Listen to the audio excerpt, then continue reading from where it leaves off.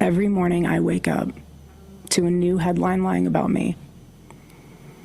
I have comedians dressing up in whiteface. I have people saying I'm not fit to be CEO. And I have Candace Owens claiming I murdered my husband. This whole situation is messy, layered, and moving fast.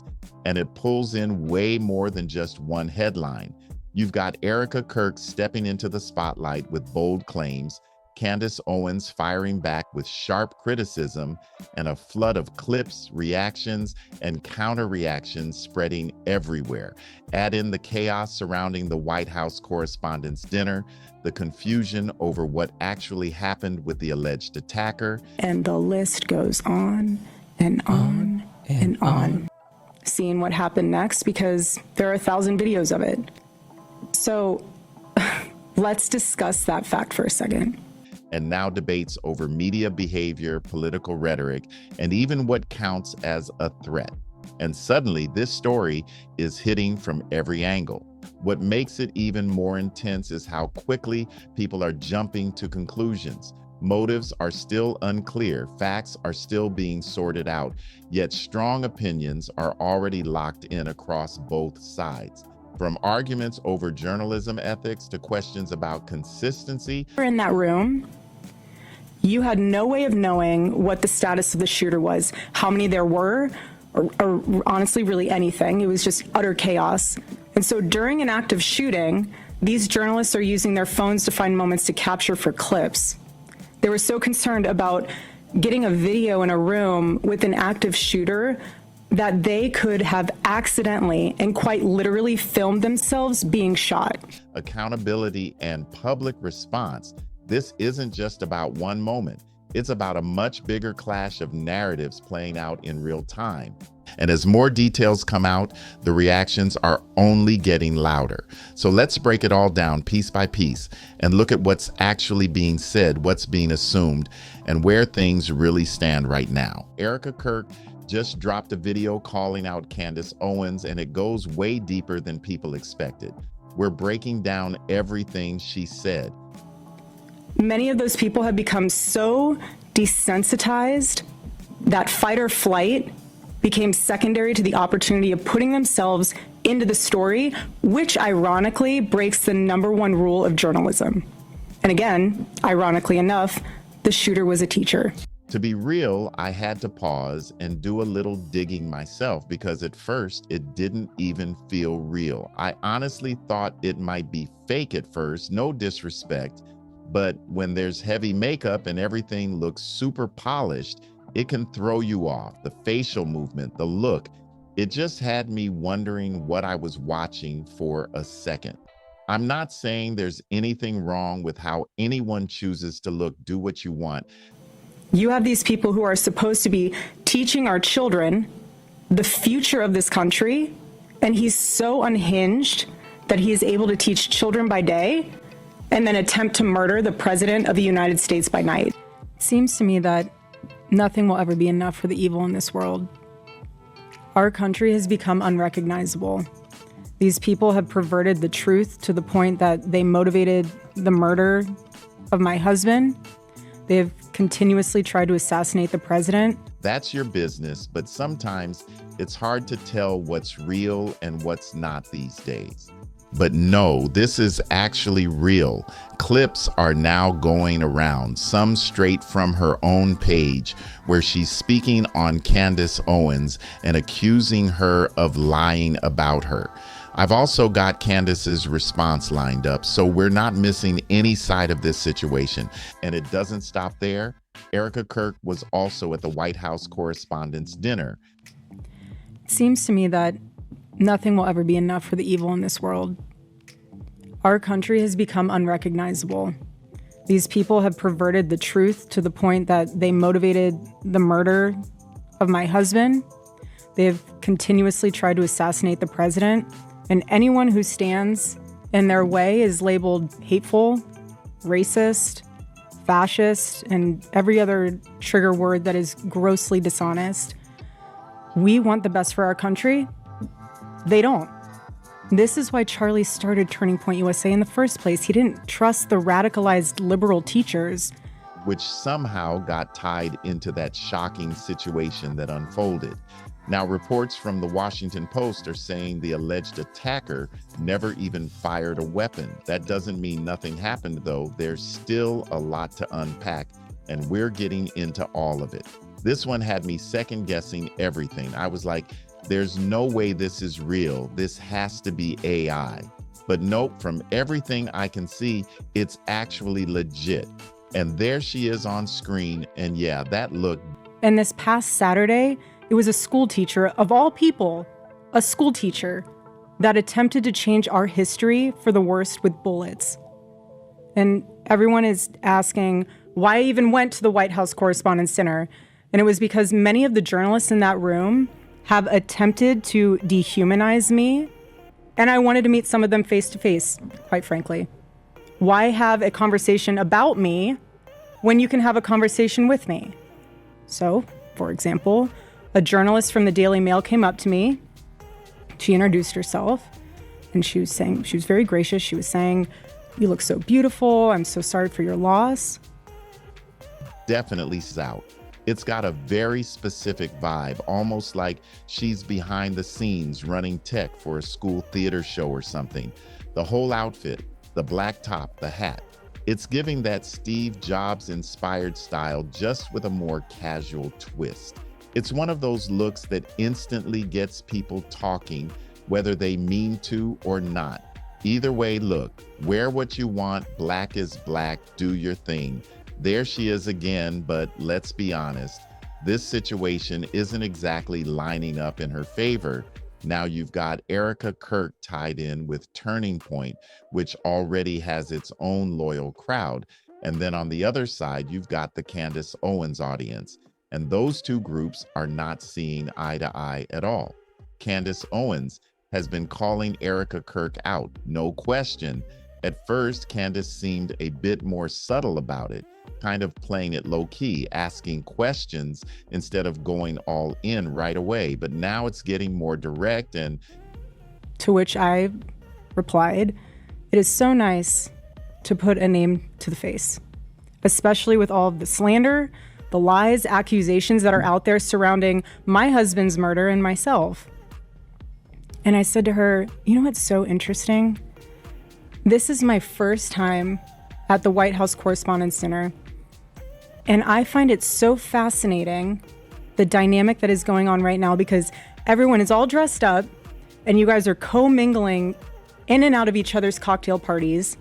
And so for one night, you are able to put aside all of your differences for the sake of freedom of speech. And then by Monday morning, things will go back to being an absolute bloodbath between all of you." To which she replied, literally, she said, "I know. Isn't it special, right? Isn't tonight so special?" People are picking sides fast. Listen, one of a few things has to be true here. Either Erika Kirk had some level of involvement in what happened to her husband, or she didn't. If she didn't, then yeah, the anger she's showing to make more sense. But even then, the way this is unfolding might not land well with the public.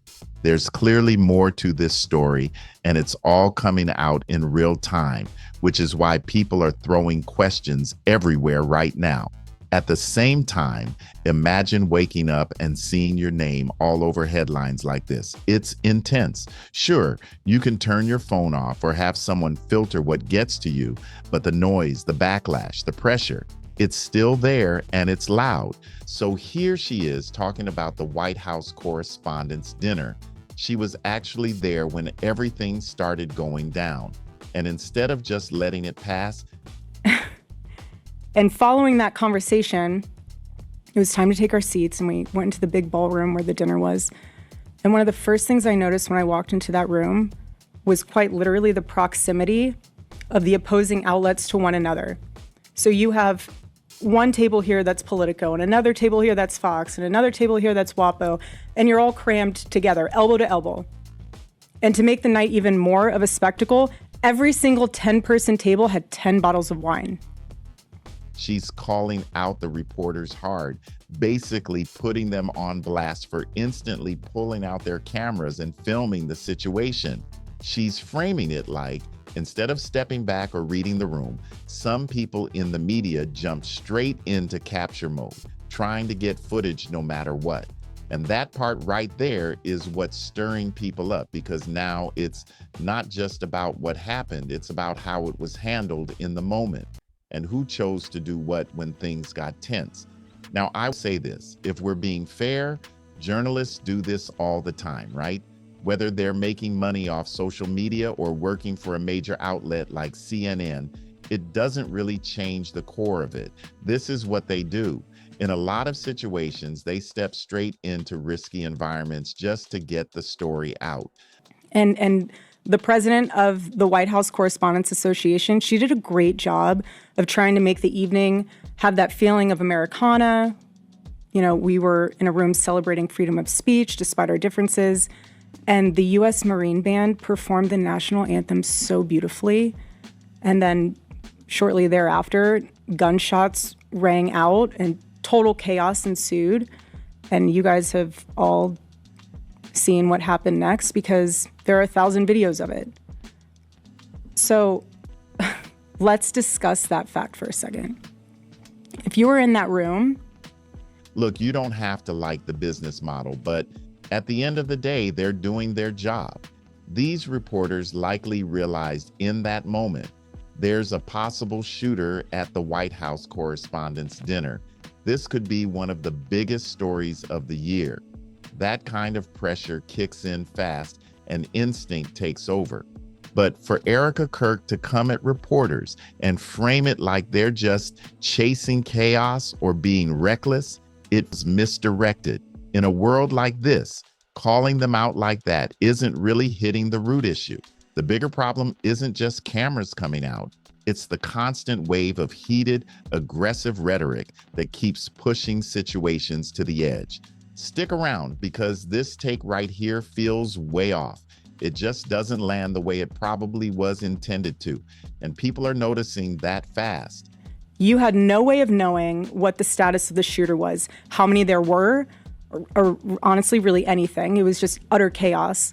And so during an active shooting, these journalists are using their phones to find moments to capture for clips. They were so concerned about getting a video in a room with an active shooter that they could have accidentally and quite literally filmed themselves being shot.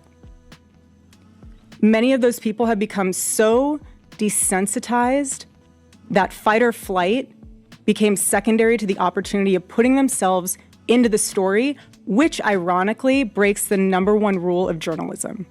And again, ironically enough, the shooter was a teacher.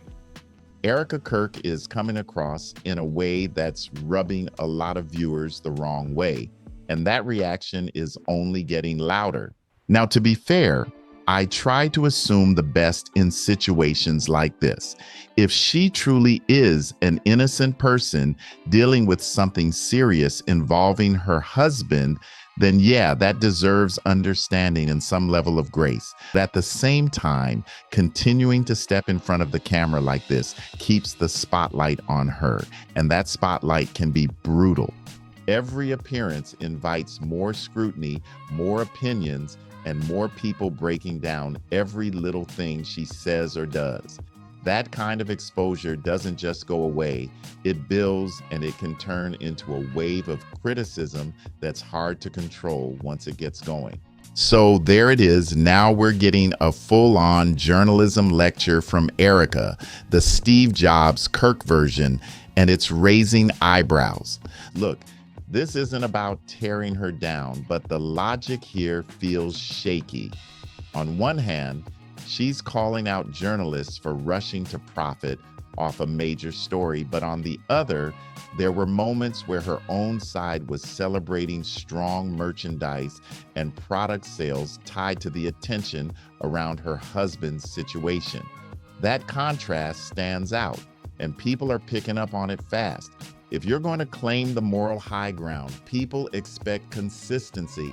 And right now, that balance just doesn't seem to be there. And then you look at the bigger picture, Turning Point USA. built a massive platform off high-energy campus debates, filming confrontations, and turning those moments into polished content for millions to watch. That approach, whether people like it or not, is also a form of media strategy. It's about capturing attention, shaping narratives, and yes, building revenue from it. So when journalists are suddenly criticized for doing their job, you have these people who are supposed to be teaching our children the future of this country, and he's so unhinged that he is able to teach children by day and then attempt to murder the president of the United States by night. And in his manifesto, he starts by contextualizing himself by saying, "I am a citizen of the United States of America." And while we may have big problems with illegal immigration in this country, I have to tell you, we have an even bigger problem when it comes to the systemic indoctrination and radicalization of our own citizens. This is what got my husband killed. This is what has led to 3 legitimate attempts on President Trump's life.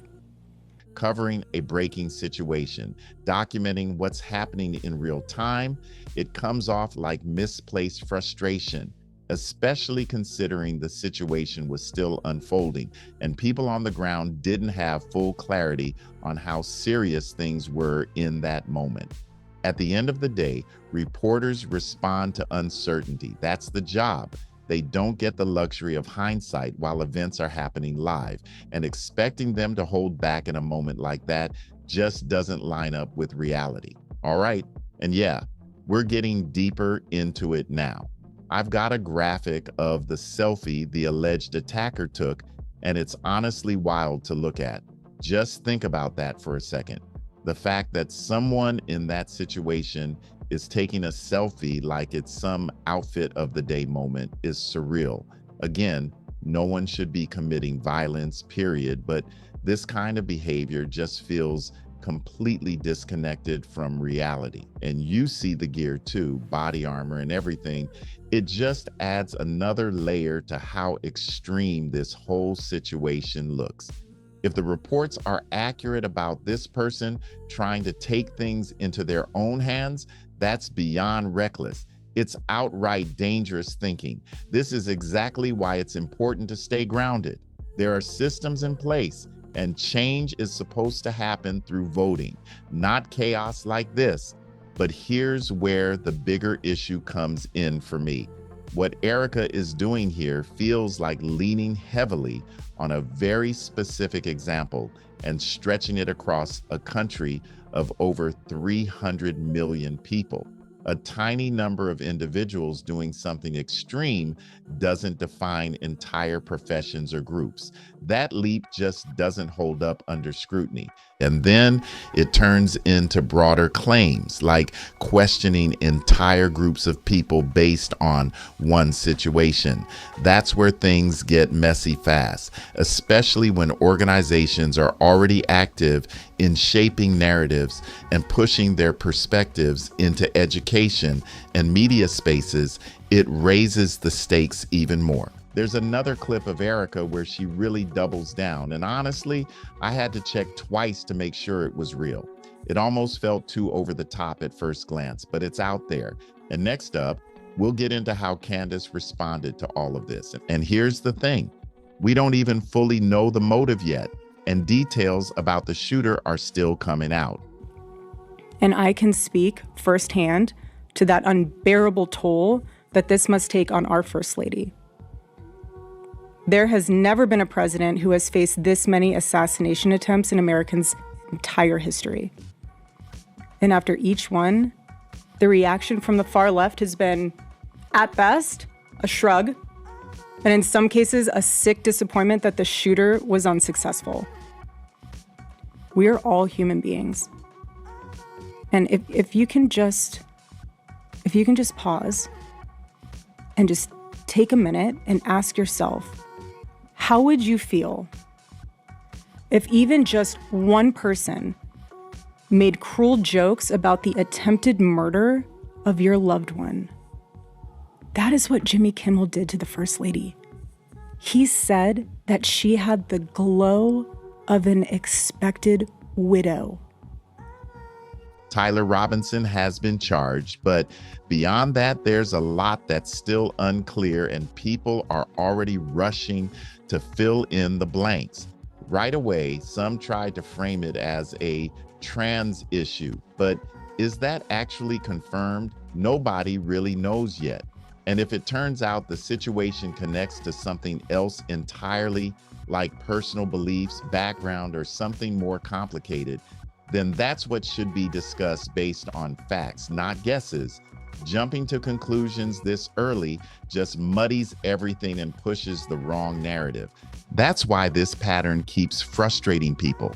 There's all this focus on quick labels and assumptions, but not enough attention on the bigger picture, especially when it comes to the kind of heated, aggressive rhetoric that can influence unstable situations in the first place. That part keeps getting brushed aside, and it leaves a lot of the real conversation unfinished. So this whole idea that one side is just hysterical and that's the end of the discussion, I'm not buying that. And Candace Owens isn't either. That's where this really starts to heat up, because now it's not just about the situation. It's about how both sides are framing each other.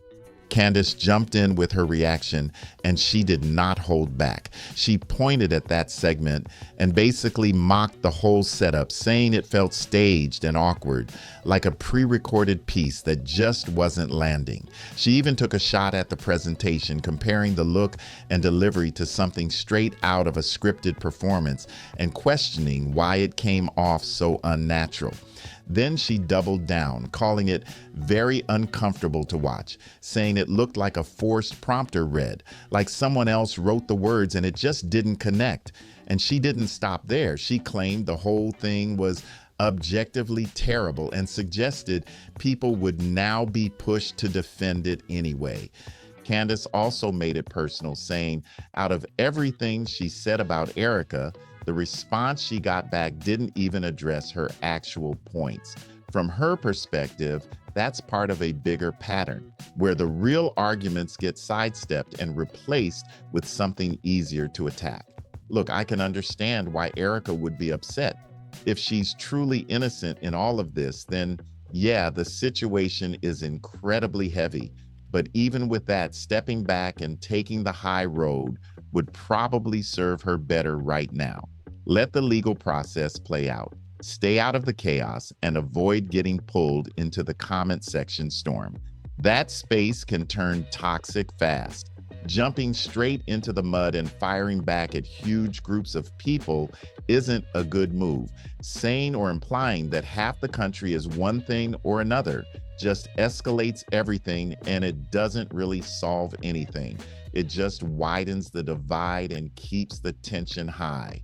And to be clear, you can still have conversations about rhetoric and influence. People are allowed to question how strong beliefs and messaging impact the broader climate. That's part of free speech too. But none of that justifies violence ever. No one should be harmed because of their views, full stop. That's why this leap from one horrific act to labeling massive groups of people doesn't land for a lot of folks. It feels like an oversimplification of something way more complex, and people aren't just going to accept that without pushing back. Now, here's where things get even more confusing.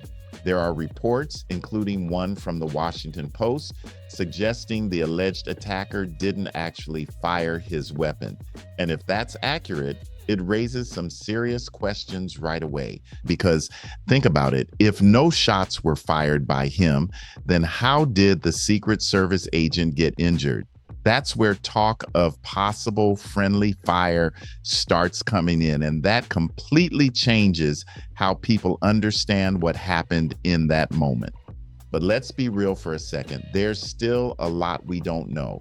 Information is flying everywhere, some of it conflicting, and it's getting harder to separate what's verified from what's just speculation.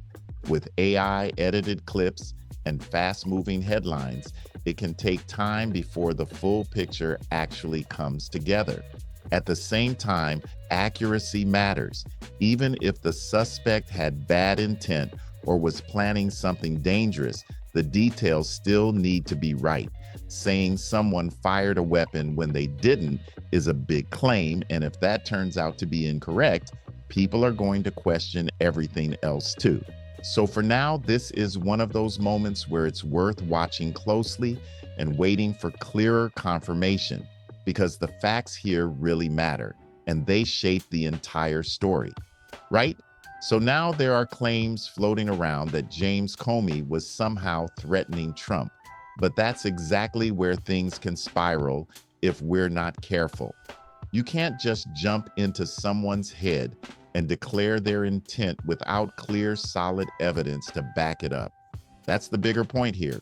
Assuming someone is calling for violence or making threats without proof only adds more confusion and tension. And it's not just one side saying that either. There are Republicans pushing back on that narrative too, saying it goes too far without facts. If we start labeling everything as a threat based on interpretation alone, it waters down what a real threat actually is. That kind of leap doesn't help anyone. It just keeps the cycle of outrage spinning louder and louder. And this is where things take a more serious turn when it comes to Erika Kirk. What really stands out is how quickly the situation around her has turned into a full-blown public spectacle, with people kenning every move, every word, every appearance. There's something genuinely about watching someone be at the center of such intense scrutiny, especially when so many details are still unclear. If she is innocent, then she's dealing with not just a personal tragedy, but also a wave of public judgment that doesn't slow down for a second. At the same time, the way she's choosing to respond, stepping into the spotlight, pushing strong statements, and engaging directly keeps the attention locked on her.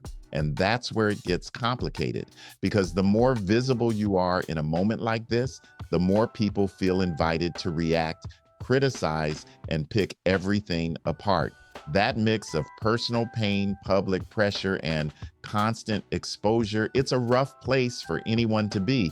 And it's why this whole situation feels so heavy to watch unfold. And this is where things really land on a heavy note when it comes to Erika Kirk. No matter where you stand, it's hard to ignore how fast this all turned into a full public storm, with every move picked apart and every word analyzed. If she is innocent, then she's dealing with something incredibly serious while also facing nonstop public pressure. And that's a tough position for anyone to be in. But at the same time, stepping into the spotlight and continuing to engage like this keeps the attention locked in, and the reactions just keep getting louder. That's what makes this whole situation feel so intense. It's not just the events themselves, it's the way everything is unfolding in real time, with people forming opinions before all the facts are even clear.